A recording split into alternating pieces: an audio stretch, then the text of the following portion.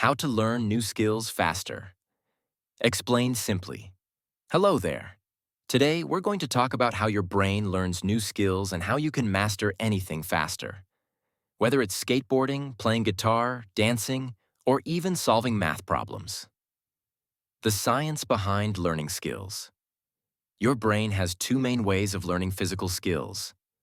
Open loop skills. You do something and then get feedback, like throwing darts at a target. Closed loop skills. You get continuous feedback while doing the activity, like running or swimming. When you learn anything, three things are happening. You're perceiving what's happening. You're making movements. You're sensing where your body parts are, called proprioception. Why making mistakes is super important. Imagine playing Super Mario Bros. When Mario falls into a pit, what do? You try again, and again, and again.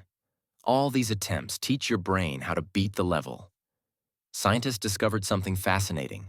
People who were simply told try again after making a mistake learned faster than those who were told you lose points.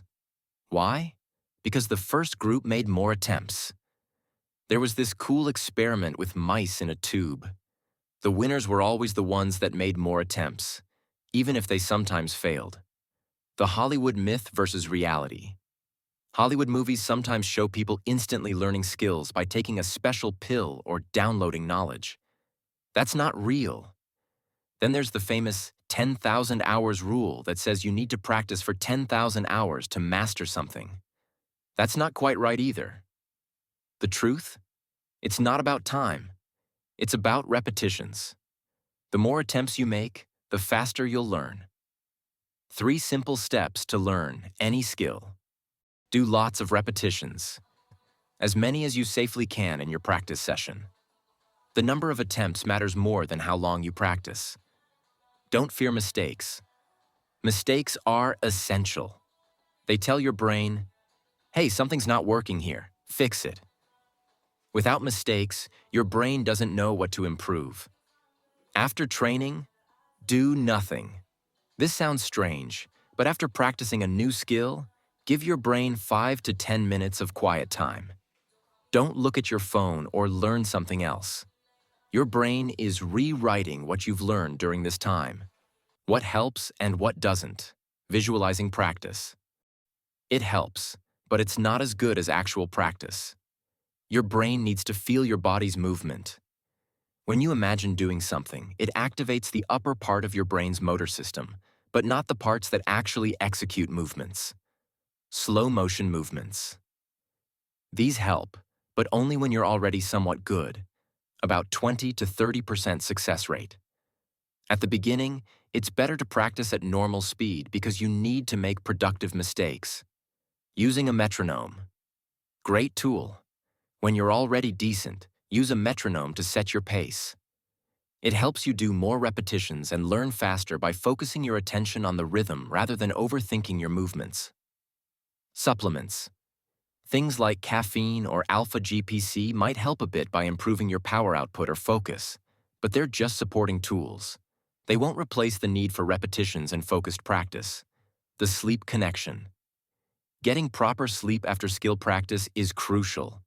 During sleep, your brain consolidates what you've learned, making the skills more permanent. If you don't sleep well, much of your practice benefit can be lost. A little secret for busy people.